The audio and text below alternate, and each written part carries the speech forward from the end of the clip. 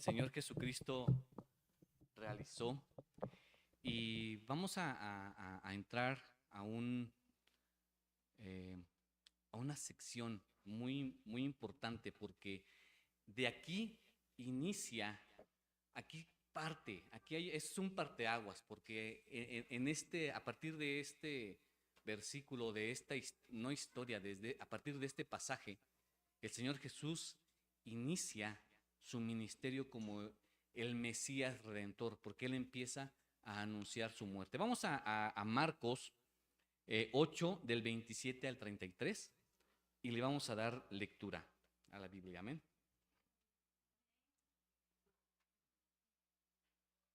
Cuando lo tengan, pues bueno, ya decimos amén. Y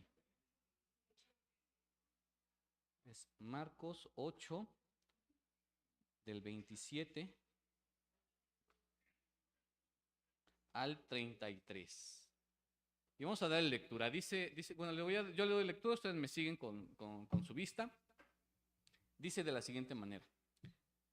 Salieron Jesús y sus discípulos por las aldeas de Cesarea de Filipo, y en el camino preguntó a sus discípulos diciéndoles: ¿quién dicen los hombres que soy yo?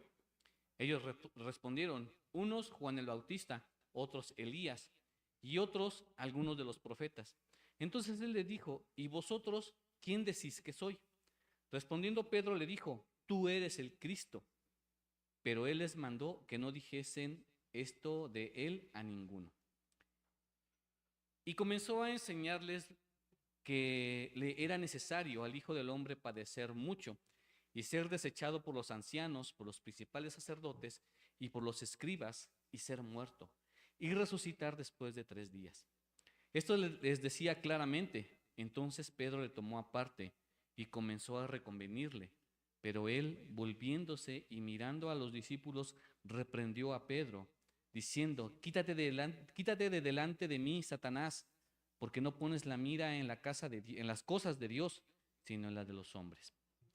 Vamos a oración, hermanos. Padre, te damos a ti la gloria y te damos la honra, Señor. Te agradecemos, Padre, porque tú eres bueno, Señor, con cada uno de nosotros. Nos has dado, Señor, muchas bendiciones, Dios, en esta semana. Y Padre, queremos ponernos en tus manos el día de hoy para que tú seas, Señor, dirigiendo nuestras mentes y nuestros corazones, Señor, hacia tu palabra. Y que Señor, haga el trabajo, Señor, que tiene que hacer en nosotros. Tú bendícenos, Dios, tu obra, Padre. Corrige, Señor, lo que tú quieres que corrijamos en nuestras vidas. Y sé tú, Señor, con nosotros en este momento, Padre. Nos ponemos en tus benditas manos. Sé tú, Señor, con nosotros en Cristo Jesús. Amén.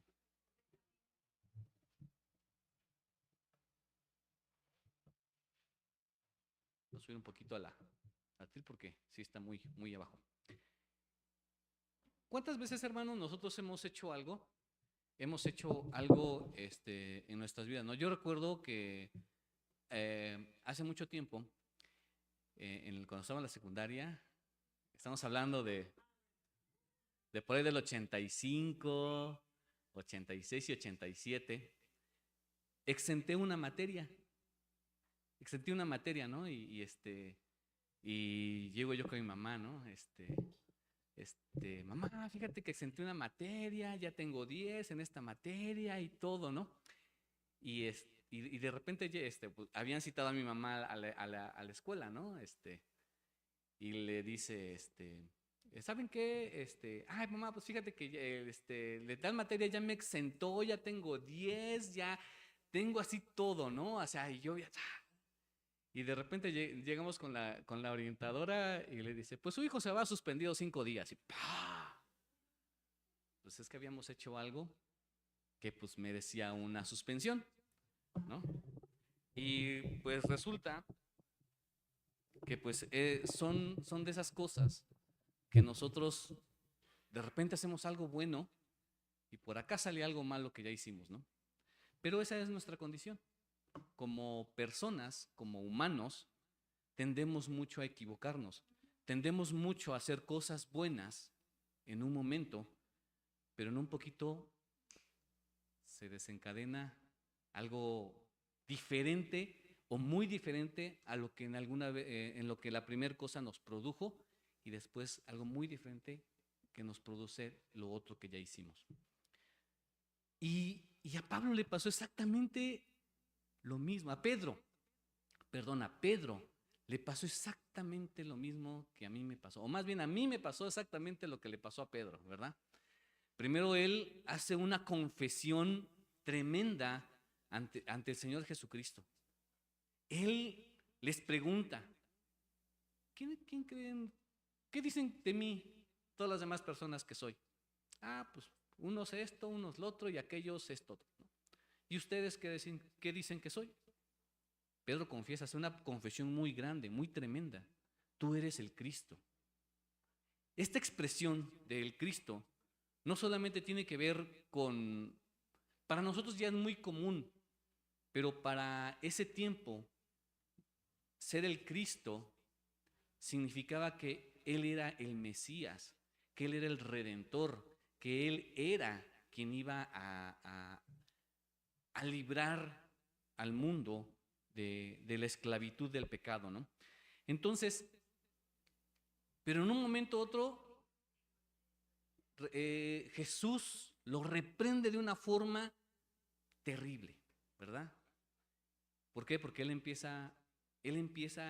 a partir de este momento, en Marcos, queda registrado que Jesús empieza a hablar de lo que él iba a padecer en la cruz. Primero, todo lo anterior que vimos fueron enseñanzas, fueron milagros que el Señor Jesús les llevó a cabo. Pero a partir de este momento, Él empieza a hablar de lo que Él iba a padecer en la cruz por causa de nosotros. Y esta primera impresión hacia Pedro es, no, Señor, no. Le dice aquí que Pedro empieza a reconvenirle. Volviendo, segunda parte dice a reconvenirle, es decir, que quería convencer al Señor Jesús de que no le fuera a suceder eso. Entonces, el Señor Jesús le da una reprensión bien buena. El Señor Jesús lo reprende, ¿no? E incluso le dice, quítate delante de mí, Satanás. ¿Sí? Y vamos a ir viendo en este pasaje de Marcos, vamos a estudiar y les repito, vemos a Pedro haciendo una de las confesiones más memorables en la historia del cristianismo. Y eso es lo que realmente hace este Pedro. Identifica a Jesús como el Cristo. Y nosotros podríamos decir, qué momento increíble, qué momento en el que su propio discípulo pues le dice, ¿no? Hace una revelación tan grande, pero después el mismo Pedro se convierte en tropiezo para el Señor Jesús. ¿Sí? Y bueno, y ahora como les comentaba, ¿no? Este pasaje no es solamente un mero registro histórico, es un parteaguas, porque a partir de aquí el Señor Jesús empieza a hablar de lo que Él va a padecer en la cruz por nosotros, ¿sí? Y si me pueden poner las diapositivas, por favor, la primera diapositiva. Vamos a ver en este pasaje, y el tema es de la confesión a la corrección. La batalla por fijar la mente en las cosas de Dios. Este pasaje tiene algo muy importante. Y nosotros podríamos pensar que el centro del pasaje es lo que Pedro hace y cómo confiesa que Jesús es el Cristo y cómo Jesús le reprende. Pero también tiene algo muy importante más adelante y lo vamos a ir viendo. Dice ahí, la batalla por fijar la mente en las cosas de Dios. Esa es una batalla muy fuerte y es algo muy personal que nosotros debemos de estudiar sobre nosotros mismos. En este estudio vamos a ver 5 formas en las que podemos ganar la batalla para fijar nuestra mente en las cosas de Dios. ¿sí? Vamos, si me pone la siguiente diapositiva, por favor.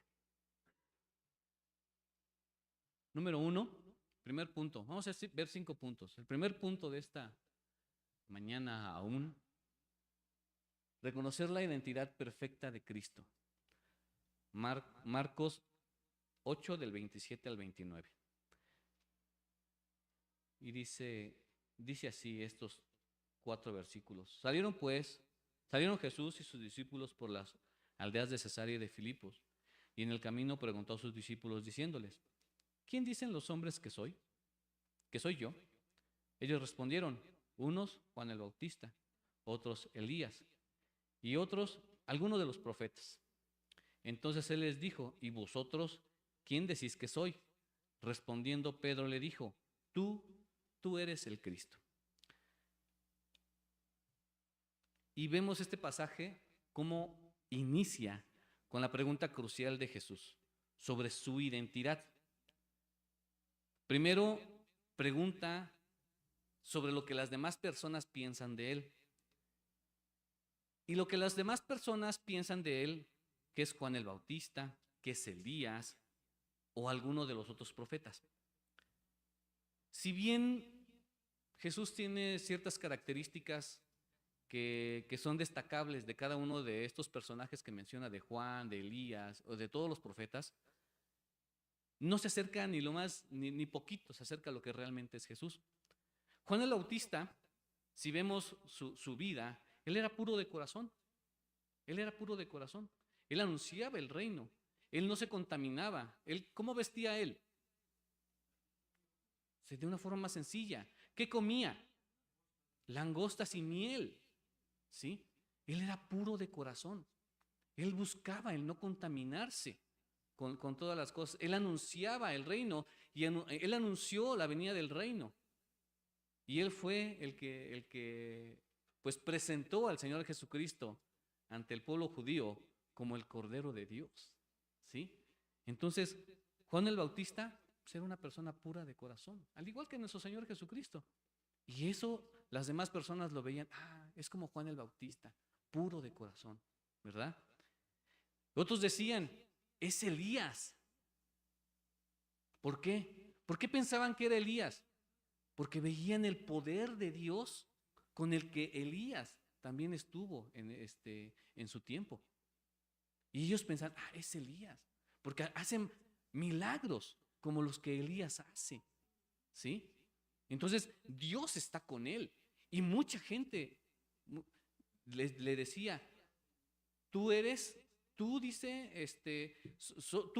varón de Dios, porque si Dios no estuviera contigo, tú no podrías hacer estas cosas. ¿Recuerdan cómo le decían?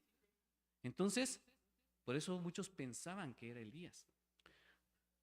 Cuando los demás cuando dice y otros, algunos de los profetas, hay una característica muy especial acerca de los profetas.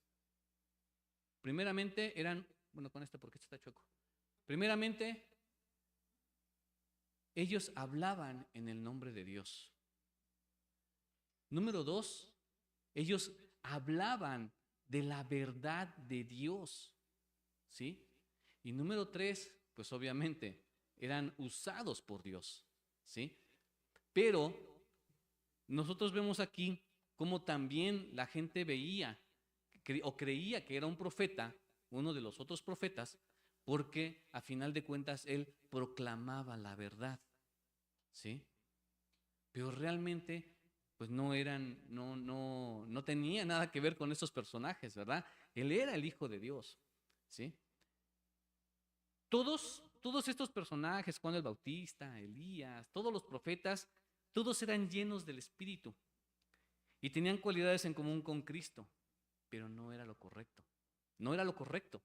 Simplemente la gente estaba pensando o estaban haciendo una comparativa muy, vamos a llamarlo así, terrenal con Cristo. Pero no podían ver la deidad de Cristo. Pedro, al responder: tú eres el Cristo, afirma una verdad central del Antiguo Testamento. Y esta identificación es esencial y era una pregunta necesaria para que sus discípulos pudieran aclarar sus ideas y pensamientos sobre Jesucristo. Porque ellos bien podían creer, sí es cierto, sí es como Juan el Bautista, sí, sí es cierto, sí es como Elías, porque él hace milagros y si Dios no estuviera con él, pues es poder de Dios con Elías, así como se manifestó. Ellos pudieron haber caído también en eso, creído o haber tenido una falsa percepción de lo que nuestro Señor Jesucristo era en ese momento. Entonces, por eso es que el Señor Jesucristo quería confirmar con sus discípulos primeramente quién era, qué era lo que ellos pensaban. A final de cuentas sabía el Señor Jesús sus pensamientos, sabía lo que ellos pensaban, pero él quería escucharlo, ¿sí? Dice, era una pregunta necesaria para que sus discípulos pudieran aclarar sus ideas y pensamientos sobre Jesucristo y asimismo para profundizar sus convicciones y profundizar sus convicciones y confirmar y fortalecer su fe. Era una pregunta necesaria. Ellos tenían que declarar. Así como nosotros declaramos que Jesús es nuestro Salvador, es nuestro Señor y nuestro Salvador, ellos tenían que declarar quién era Jesús. Ellos tenían que declarar la deidad de Jesucristo, ¿sí? Esta confesión abierta de los discípulos que hicieron en Jesús este punto era necesaria, porque el pueblo en general no había logrado discernir su verdadera identidad, no lo habían identificado como lo que era. Ellos lo habían comparado con otras personas solamente. Los líderes religiosos se oponían, fuertemente, y Jesús estaba a punto de dar a sus discípulos revelación adicional acerca de sí mismo, que es lo que vimos en los versículos 29, 31, la cual tendría grandes implicaciones para ellos. Imagínense que uno de sus mejores amigos llega y les dice, ¿saben qué? ¿Sabes qué? Dentro de unos meses, no, ya no vamos a decir me voy a morir, ¿no? Sino dentro de unos meses me voy al extranjero. Y es su mejor amigo con el que iban a comer, con el que iban al cine, con el que pasaban mucho tiempo, con la persona que tenían alguna situación, le hablaban y ahí estaba, o que siempre les estaba preguntando, les mandaba un mensajito, ¿cómo estás? Buenos días, hola, ¿cómo estás? ¿Cómo te ha ido? Y que de repente llegue un momento en el que diga, ¿sabes qué? Por X situación ahora me tengo que ir al extranjero. ¿Cómo se sienten? ¿Cómo se sentirían el perder a un amigo? El que prontamente iban a perder a un amigo. Esto implicaba, era algo fuerte, una implicación muy tremenda para los discípulos. El saber que su maestro, ya no el amigo, su maestro iba a padecer pues muchas cosas. Por eso es que el Señor Jesús tenía que fortalecer su fe, profundizar en ella y determinar y que ellos pudieran fortalecer y confirmar todas esas convicciones que ellos tenían acerca del Señor Jesús.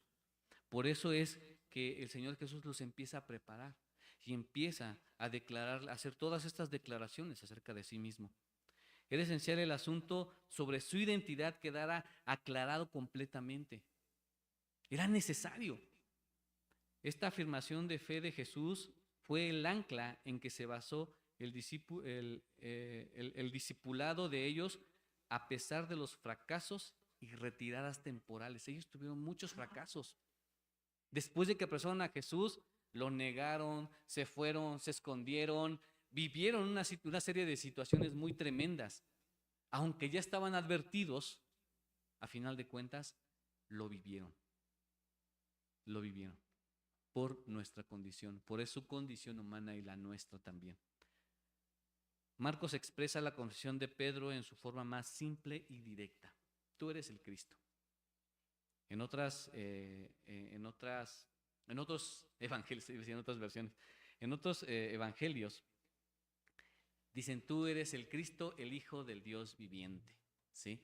Hacen una mayor referencia. Marcos, acuérdense que aquí Marcos, su propósito no era que los judíos leyeran esto, sino que los romanos, ¿sí? Entonces, por eso es de que es muy muy directo en las palabras, no da tanto detalle como los demás evangelios, ¿sí?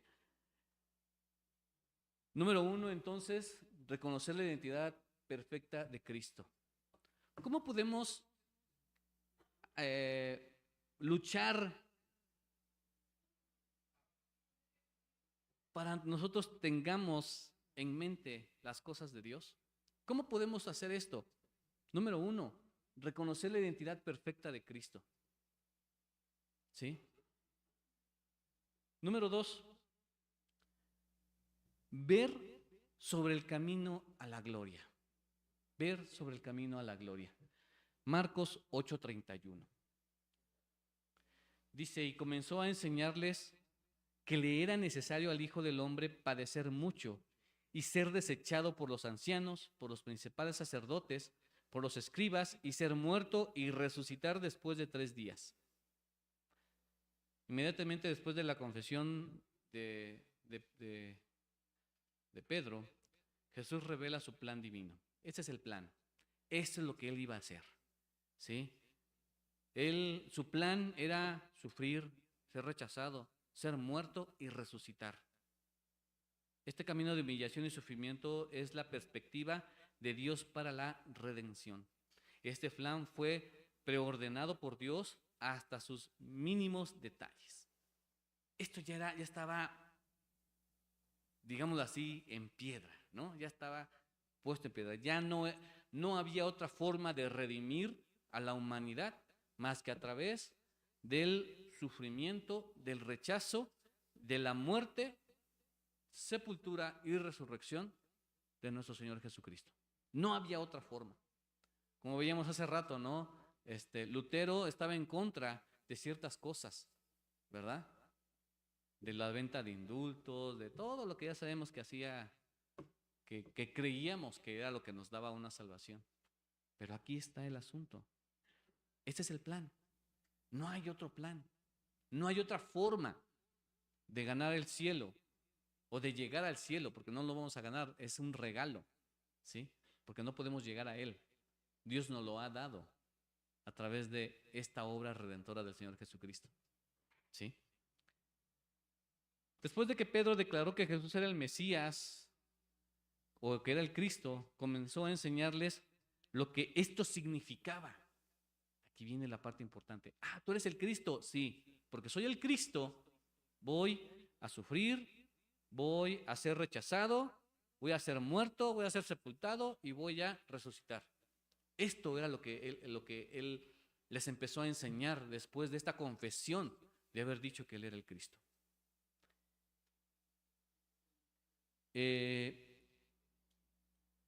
Comenzó a enseñarles lo que eso significaba. Esto marcó un punto clave para iniciar un nuevo contenido de su enseñanza. O sea, esto era importante. Aquí vemos este punto en donde él les empieza a enseñar ya no cosas acerca del reino, sino la forma en la que ellos iban a llegar al reino, ¿sí? Y esto era a través de su muerte. Al contrario de las expectativas mesiánicas populares, Jesús no había venido a establecer un reino mesiánico terrenal en ese tiempo, porque eso era lo que los judíos pensaban. Pensaban que el Mesías era un libertador, guerrero, que los iba a librar de la opresión de otros pueblos. Eso era lo que los judíos esperaban. Pero en realidad no fue así. En realidad no fue así. En vez de ello, declaró que le era necesario al Hijo del Hombre padecer mucho, ser desechado por las autoridades judías, ser muerto y resucitar. Y resucitar después de 3 días. Esta declaración presentó a los discípulos un nuevo programa del reino de Dios para lo cual no estaban preparados. Y esto era muy cierto. Ellos no estaban preparados para recibir toda esta información acerca del reino para que ellos pudieran determinar la forma o la manera en la que tenían que llegar.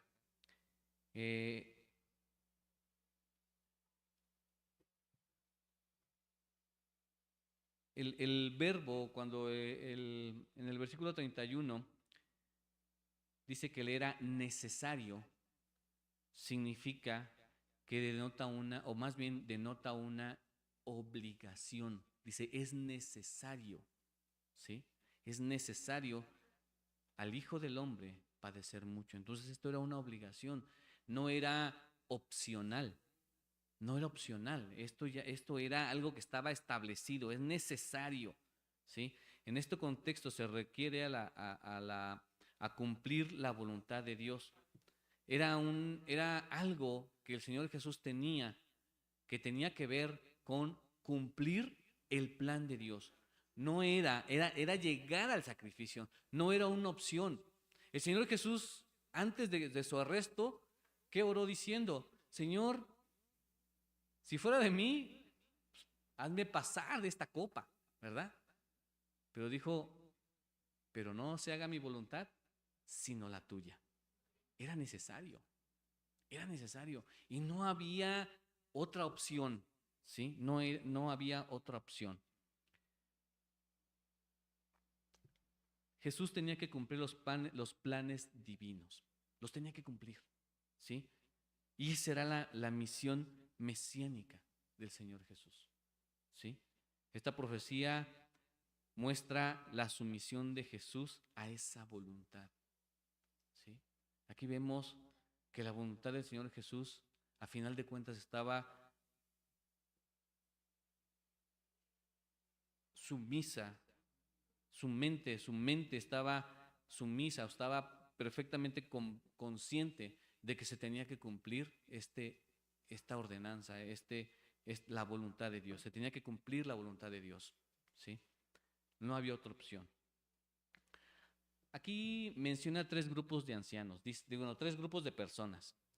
Dice, y comenzó a enseñarles que les era necesario el Hijo del Hombre padecer mucho. Dice, y ser desechado por los ancianos, por los principales sacerdotes y por los escribas. ¿Por qué menciona estas tres personas? Estas tres personas formaban parte del Siladín. Sanedrín, perdón. Siladín. Sanedrín. ¿Dónde está? Es que no lo tengo así, Sanedrín. Que esto era la corte suprema judía que se reunía en Jerusalén. ¿Sí? Entonces, por eso los menciona. Por eso dice, estas personas, tengo que ser desechado, tengo que ser, estos líderes religiosos son los que no me van a aceptar. Porque no me ven como lo que realmente soy. Y aunque Pedro lo identificó como el Cristo, Jesús no discutió el título o el asunto de su identidad, más bien se centró a partir de que él dijo, ¿tú eres el Cristo? Ah, sí, pues la misión del Cristo es esta, ¿sí? Él no revocó, él no dijo, no, a ver, no soy el Cristo, soy Dios, no, él no dijo eso. El Señor Jesús no le dijo, no, estás equivocado, él ya sabía. Entonces, lo identifica como el Cristo. A partir de ese momento, Él les dice, sí, pues la misión del Cristo es esta. Es esta. Entonces, se centró en su misión y usó la identificación del Hijo del Hombre y utiliza esta expresión, ¿no? El Hijo del Hombre. Es necesario al Hijo del Hombre padecer mucho. Esta expresión aparece solo 2 veces antes en Marcos, en el capítulo 2, 10 y en el 2, 28. Ambas veces el evangelista la usa para mostrar la importancia que cierto evento tenía para sus lectores cristianos. A partir de este punto aparece más a menudo, pero solo cuando Jesús habla acerca de sí mismo, ¿sí? ¿Por qué hace mención esto del Hijo del Hombre? Para mostrar o hacernos ver que aparte de ser Dios mismo, también era hombre, ¿sí? Él mismo se autonombraba como hombre porque él era 100% Dios y 100% hombre, ¿sí? Y esto era lo que los judíos o los líderes no podían concebir por el asunto de que pues no les podía, eh, no lo podían creer. Para ellos era una blasfemia el que Jesús dijera que Él era el Hijo de Dios o que Él fuera Dios mismo. Cuando enfrentó rechazo o adversidad, cuando enfrento rechazo o adversidad, debo recordar que el sufrimiento puede ser un camino divinamente ordenado que tiene el propósito de llevar a un bien mayor y a una gloria final. Muchas veces nosotros pensamos que porque nos está yendo mal, que porque estamos padeciendo, que porque estamos sufriendo, pensamos, ya Dios no me ama, ¿no? Pero aquí hay algo muy importante. Y hay que verlo de una manera muy consciente, ¿no? En la Biblia hay un versículo que dice que todo el cristiano tiene que sufrir como sufrió Jesucristo, ¿sí? Y muchos tomamos erróneamente ese pasaje para decir, es que sufro o estoy enfermo porque Dios quiere que esté enfermo. Eso no es verdad. Porque así como padeció Jesucristo, yo también estoy padeciendo. Eso no es verdad. Eso no es verdad. Quitémonos de la mente ese pensamiento que a lo único que nos lleva es a ser mártires de nosotros mismos. ¿Por qué?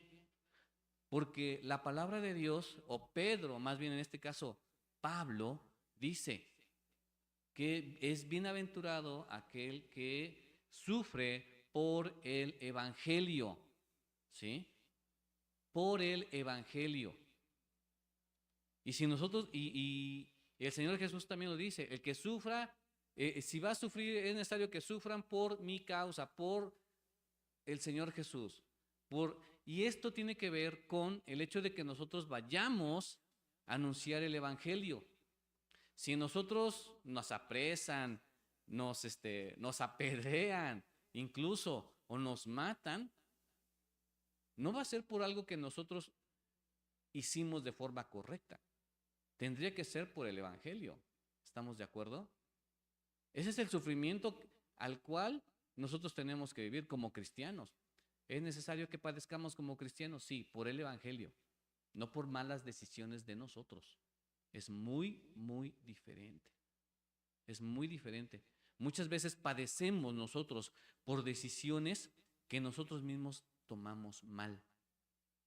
Nosotros muchas veces tomamos malas decisiones y padecemos no por la causa del evangelio, sino por causa de nuestra mala decisión. Y es algo que tenemos que separar, porque una cosa es sufrir por el evangelio, por el Señor Jesucristo, y otra cosa es sufrir porque nos equivocamos, porque tomamos una mala decisión, ¿sí? Y aquí es donde llega ese punto.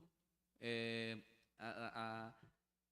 Señor Jesucristo, si nosotros estamos dentro de los planes del Señor Jesucristo, si estamos haciendo su obra, podemos llegar a padecer, sí, pero por causa del Señor Jesucristo, por causa del Evangelio, ¿sí? Y eso es algo que significa, a veces decimos, es que Satanás me trae o me pone o me quita. No, no. ¿Saben a quién ataca Satanás? ¿Saben a quién ataca Satanás? A los cristianos que están haciendo la obra, a los cristianos que están evangelizando, a los cristianos que están anunciando las buenas nuevas de salvación. A ellos son a los que te atacan. A un cristiano que está sentado, que no hace nada entre semana, dice por ahí alguien, ese ni lo pela, de todas maneras ya no está haciendo nada por el reino, ni está haciendo nada por el mundo. Dice, pues ese ni lo pelan, a ese le va bien, ¿no? Y tengamos cuidado. En alguna ocasión un pastor comentaba, ¿no? Si tu vida está muy tranquila, aguas, porque pareciera que no estás haciendo nada por el evangelio. Y es aquí donde otra vez, cuando nos estamos sufriendo por el evangelio, es el plan de Dios. Pero cuando estamos sufriendo por una mala decisión, ese no es el plan de Dios. Eso es porque tomamos una mala decisión. Hicimos algo que no estaba correcto. ¿Sale? Número 3. Bueno, entonces vemos que para ganar esta batalla, para fijar la mente en las cosas de Dios, nosotros tenemos que ver sobre el camino hacia la gloria, ¿sí? Tenemos que ver el camino hacia la gloria. Número 3, identificar la oposición al plan de Dios. Identificar la oposición al plan de Dios. Ya sabemos cuál es el plan de Dios. ¿Cuál es el plan de Dios?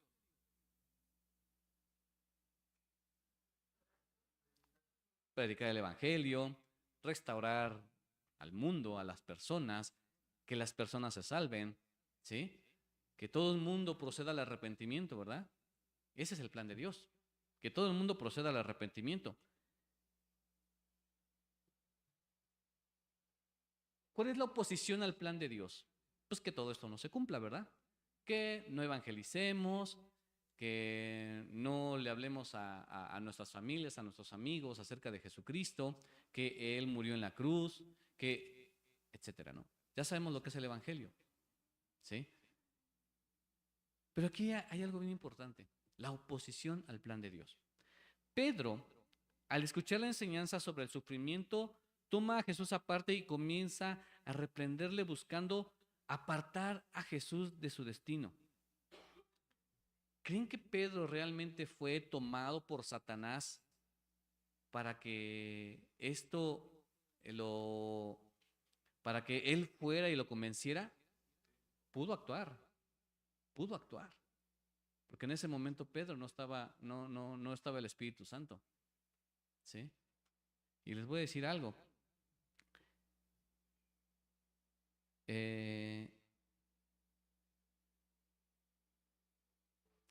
Al principio del Evangelio de Marcos, ¿recuerdan que dicen que Jesús estaba en el desierto? ¿Sí? ¿Qué estaba haciendo en el desierto? Estaba orando, exacto. ¿Y cómo estaba? Cansado, en ayunas, soleado, ¿sí? Sin dormir. ¿Cuántos días estuvo en el desierto? 40 días. Y al final de esos 40 días, ¿qué sucedió? Es tentado, ¿verdad? ¿Quién lo tentó? Claro, claro, ¿verdad? Pudo haber usado Satanás a Pedro para que Jesús no fuera a la cruz. Persuadirlo, claro, claro, claro. Y Jesús lo identificó, exactamente, Jesús lo identifica, ¿no? Entonces, busca apartar a Jesús de su destino. Este acto revela un enfoque en la perspectiva de los hombres que buscan la exaltación inmediata y evitar el dolor. Por qué no vamos a compartir el Evangelio? Porque sabemos que nos van a rechazar. Sabemos que nos pueden, pues hasta golpear, ¿no? ¿Por qué? Porque no quieren que nosotros les cambiemos sus convicciones, sus ideas y demás, ¿sí? Pero realmente la perspectiva del hombre es buscar una exaltación inmediata, evitar el dolor. La mentalidad del hombre nunca va a igualar la de Dios. Ese es algo muy cierto. El pensamiento del hombre, lo que el hombre espera de sí mismo, nunca va a igualar a Dios. Lo que el hombre espera de sí mismo, a final de cuentas, es que se le reconozca, tener posesiones, y a través de esas posesiones que se le reconozca, pues yo tengo el iPhone 17 Pro, ¿sí? Con inteligencia artificial, véanme, y hasta me lo pongo aquí en mi bolsita para que se vea, ¿no?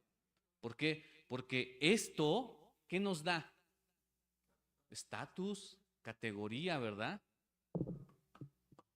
Y que realmente es una ilusión, es una mentira, es una vanidad que a final de cuentas Satanás nos ha metido en la cabeza de que si no tienes un mejor celular o un celular, no eres nadie. Aunque vayas y te endrogues en el Coppel y estés pagando 10,000 mensualidad o 10,000 quincenas de 150 pesos, no hay problema, pero tú ya tienes estatus. Tú ya tienes estatus. ¿Por qué? Porque ya traes tu iPhone 17 Pro. ¿Sí? Ya tienes estatus. ¿Sí? Pero la gente lo hace. La gente lo hace. ¿Por qué? Porque busca eh, sanear una ideología que el mundo nos ha vendido. ¿Sí? Entonces, Pedro va y le dice, Señor, no, no vayas. ¿Cómo crees que vas a padecer? Satanás lo que quería era que persuadir al Señor Jesucristo. Persuadir al Señor Jesucristo de que no lo hiciera. Él ya lo había tentado. Él ya lo había tentado y le decía, no, mira, si tú me adoras, yo te voy a dar todos los pueblos de la tierra, todos los reinos de la tierra te los voy a dar. ¿Tienes hambre? Convierte esas pan en piedras. Sí, sí puedo, ¿no? Al revés, ¿no? Esas piedras en pan. Es que me emocioné y de la emoción me fui, me fui muy rápido, ¿no? Pero veamos eso, ¿no? Cómo es tentado y otra vez va y lo tienta. Va y lo tienta. No, Señor, no, ¿cómo crees que vas a padecer eso? ¿Cómo? Si tú eres el maestro, eres el... No, Señor, ¿no? Hay que saber identificar cuando hay oposición al plan de Dios, ¿sí? Porque muchas veces nos dicen, sabes, estoy en el trabajo, ¿sí? Vas a trabajar el sábado, tenemos que hacer unos movimientos a unas cosas y vamos a trabajar sábado y domingo. Yo le dije a mi jefe, trabajo el viernes en la noche y el sábado en la mañana, pero el domingo no voy a trabajar. No puedo. No, pero es que te ayudo viernes en la noche, sábado en la mañana y hasta ahí. Mientras acaban esas actividades del sábado, hasta ahí te ayudo. El domingo yo no te puedo ayudar. Si quieres, me conecto desde el lunes a las 5 de la mañana, pero el domingo, never. Never, never. Nunca, jamás. No. ¿Y saben qué me dijo mi jefe? ¿Vas a ir a la iglesia, verdad? Sí. Sí. Ok, está bien. Es oposición. Es oposición. Y peor aún, pues me tocaba estar aquí en la predicación, ¿verdad? Entonces dije, Señor, pues tú tienes el control de todo esto. Sabemos que hay oposición. Sabemos que muchas veces lo que nos pudiera convenir, porque muchas veces nos lo condicionan, ¿no? Es que tú no apoyas y no va a haber eh, ¿cómo se llaman? Aumentos, no va a haber promociones, ¿verdad? Tú no me sustentas a mí, quien me sustenta es Dios. ¿Sí? Y esa es la convicción que debemos de tener. Amén. Entonces, para nosotros librar esta batalla para fijar la mente en las cosas de Dios, tenemos que identificar la oposición al plan de Dios. ¿Sí? Número 4. Rechazar el pensamiento humano. Híjole, aquí viene algo bien tremendo, hermanos. Rechazar el pensamiento humano. Jesús dirige una reprensión dura a Pedro llamándole Satanás. Esta confrontación corrige los pensamientos equivocados y sirve como una advertencia funesta sobre la naturaleza engañosa de las palabras y la mentalidad que prioriza lo humano sobre lo divino. Es una refutación directa, le dice, aléjate de mí, Satanás. ¿Sí? Tú no me vas a hacer cambiar los planes divinos de Dios para que yo esté cómodo. No, jamás.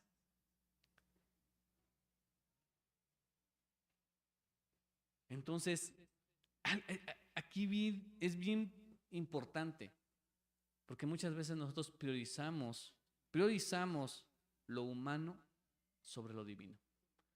Priorizamos lo que es temporal por lo que es infinito, que es la gloria de Dios, que es estar con Dios, que es vivir en el reino de Dios.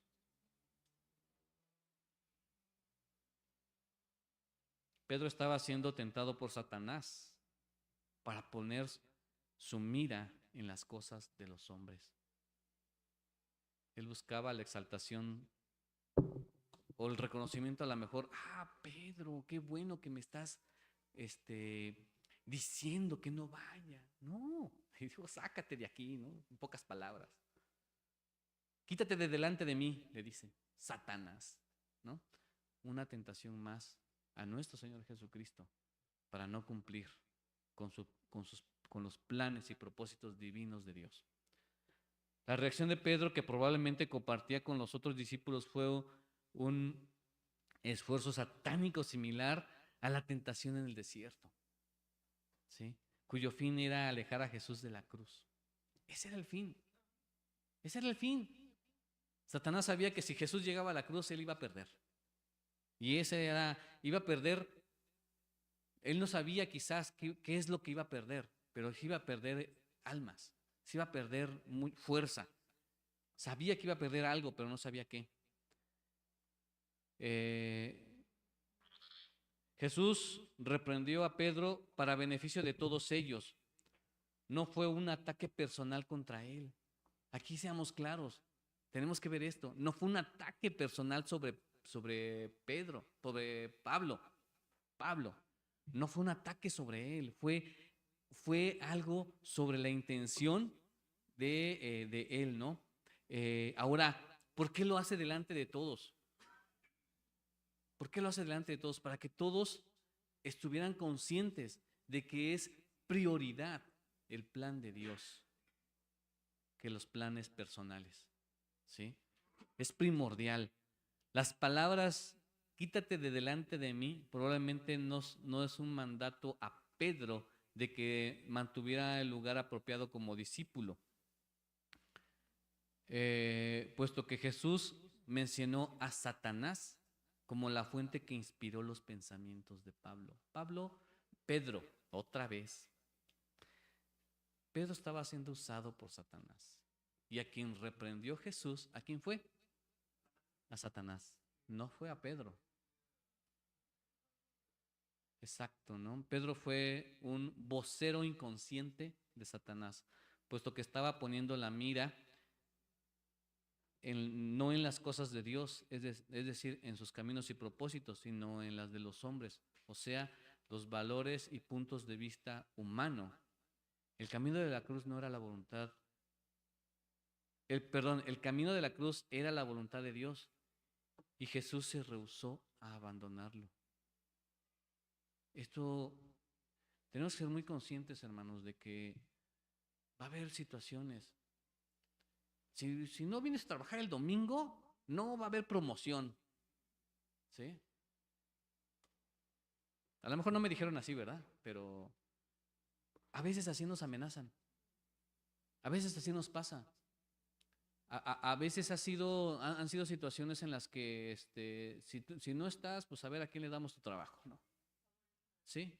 A ver a quién le damos tu puesto, ¿no? Y a lo mejor así nos amenaza el mundo, ¿no? Y pues el pensamiento es el siguiente, ¿no? O sea, tú no me sustentas. Mi trabajo no me sustenta Dios. Y si el trabajo en donde yo estoy, la empresa en la que estoy es bendecida, es porque tiene a un hijo de Dios en ese lugar. ¿Sí? Por eso son bendecidas esas empresas, porque tienen a hijos de Dios trabajando ahí. Y el sustento nos lo da Dios, no nos lo da la empresa. ¿Sí? Porque Dios obra a través de la empresa para pagarnos a nosotros. Ese es el pensamiento divino. Y eso es lo que nosotros tenemos que pensar. Y si nosotros somos patronos de nosotros mismos, pues de igual forma, Dios es el que nos sustenta. Amén. Aquí hay algo muy importante en lo que debemos de reflexionar, hermanos. Debemos estar dispuestos a escuchar y aceptar la corrección de la palabra, por dura que ésta sea, ya que es necesario para alinear nuestros pensamientos a la voluntad de Dios.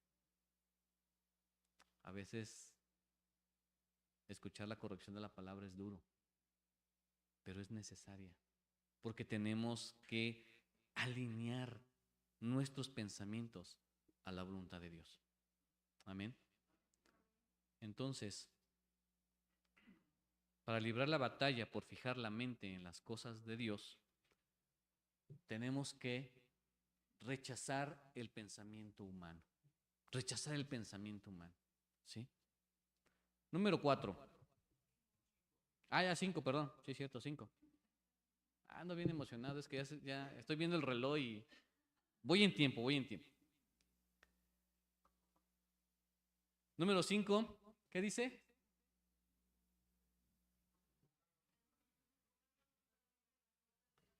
Enfocándonos solamente en las cosas de Dios.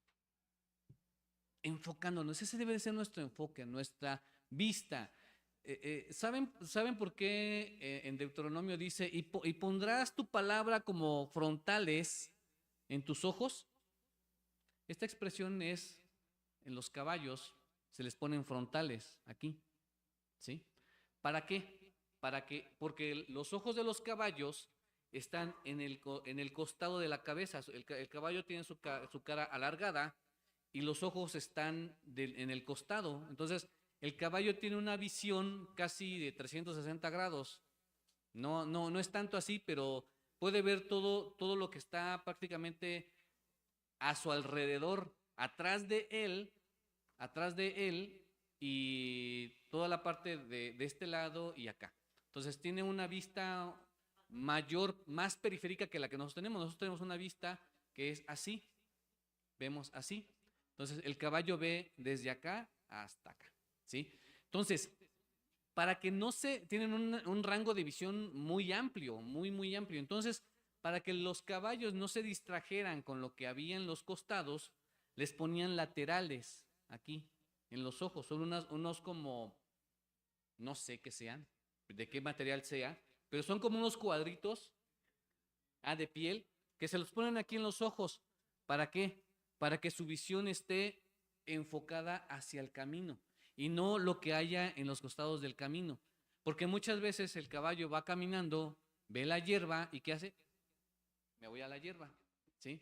Sin embargo, si como va enfocado hacia el frente, el caballo solamente va hacia adelante, hacia adelante, hacia adelante. Para eso son los frontales. Por eso dice el Señor, esta palabra que yo te doy la pondrás como frontales en tus ojos. ¿Para qué? Para que la palabra nos vaya guiando hacia dónde? Hacia Dios, ¿sí? Entonces, hay que enfocarnos solamente en las cosas de Dios, ¿sí? El mandato central es establecer nuestra mente en los asuntos de Dios. Si nosotros vemos en el versículo 8:33, el 33, perdón, ya se me perdió acá. Él reprende a Pedro, lo reprende. Dice, quítate de delante de mí, Satanás, porque aquí viene la parte importante. Y este es el punto central de este pasaje para nosotros. Porque no pones la mira en las cosas de Dios, sino en las cosas de los hombres. No pones la mira en las cosas de Dios, sino en la de los hombres. Y hemos estado viendo esto. Hemos estado viendo este asunto de que el hombre lo que quiere es exaltarse, es el reconocimiento, es el tener posesiones, es el ser señor de estatus, hombre de estatus, mujer de estatus, ¿sí? Entonces, ¿y esto realmente es temporal? ¿Esto realmente es temporal? Buscamos las cosas temporales en lugar de buscar las eternas, ¿sí? Las que van a perdurar, las que nos van a llevar al reino de Dios. El mandato central es establecer nuestra mente en los asuntos de Dios.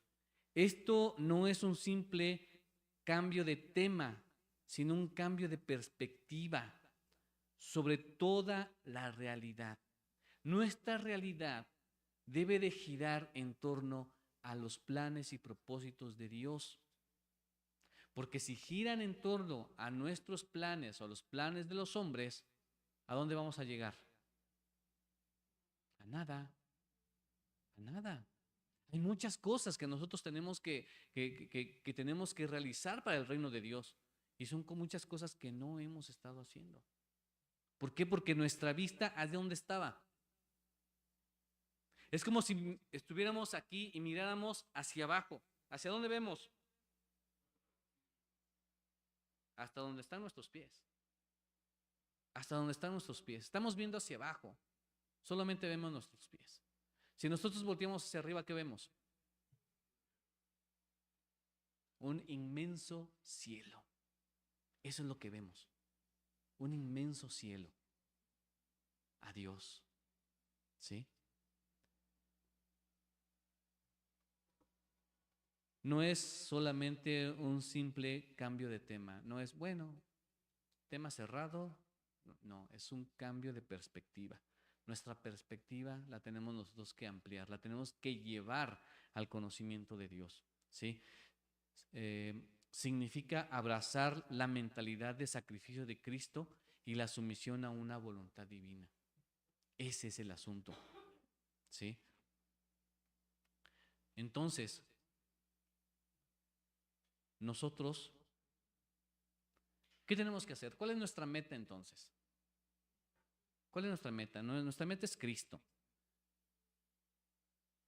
Mi meta suprema debe ser glorificar a Dios al ejercitar mi mente para que se asemeje más a la de Cristo, viviendo una vida de humildad y obediencia, incluso si el costo es alto o implica autonegación. Yo quiero que nos llevemos esto en mente y de tarea. Que nuestra meta sea glorificar a Dios al ejercitar nuestra mente para que se asemeje más a la de Cristo, viviendo una vida de humildad y obediencia, incluso si el costo es alto o implica autonegación. Y el Señor Jesús nos lo dijo también. Si alguien quiere venir en pos de mí, ¿qué dice? Niéguese a sí mismo, toma tu cruz y sígueme. Yo creo que nos tenemos que llevar esto en nuestra mente el día de hoy. El Señor nos tiene que ayudar a cumplir esta meta. Pongámonos en manos del Señor. Dile, Señor, te he fallado. Señor, te fallé. No he hecho las cosas como debo. Y buscar que esta meta sea efectiva. ¿Sí? ¿Se pone la que sigue, por favor? Y también quiero que nos llevemos a esta pregunta. ¿Continuaremos buscando un camino fácil? ¿Poniendo la mira en las cosas de los hombres? ¿O alinearemos nuestra mente en lo que Dios espera de nosotros, sometiéndonos y obedeciendo el camino de sacrificio que conduce a la gloria eterna? ¿Qué tenemos que hacer? ¿Qué vamos a hacer? ¿Qué nos llevamos el día de hoy? ¿Qué nos llevamos el día de hoy? ¿Buscar la voluntad de los hombres? ¿Buscar la voluntad de Dios? Oremos, hermanos. Padre, te damos gracias, Dios, porque tú eres bueno, Señor, y vemos tu gran misericordia, Padre. Porque a pesar, Señor, de nuestra condición humana, Señor, tú tienes a bien, Señor, para con nosotros enseñarnos, Dios, de tu palabra. Tienes a bien, Señor, redarguirnos y corregirnos, Señor, a través de ella. Gracias te damos, Padre, porque te hemos fallado, Señor. Hemos puesto, Señor, nuestra vista en nuestra condición humana. Hemos puesto, Señor, nuestras metas, Dios, en cosas terrenales. Pero, Padre, te pedimos que tú nos ayudes, Señor, para que a partir de este momento, Señor, tu Espíritu siempre nos guíe a tus planes y propósitos, Dios. Ayúdanos, Señor, a a ser obedientes, a ser humildes, Dios, a ser mansos como tú lo eres, como tú lo fuiste, como tú te presentaste, Señor, aquí en la tierra. Tú ayúdanos, Señor, y sé tú, Señor, el que gobierne siempre nuestros corazones y nuestras vidas, Padre. Guíanos, Señor, a hacer tu voluntad y guíanos, Señor, a parecernos cada día más a ti. Gracias te damos, Dios, en el nombre de nuestro Señor Jesús. Amén.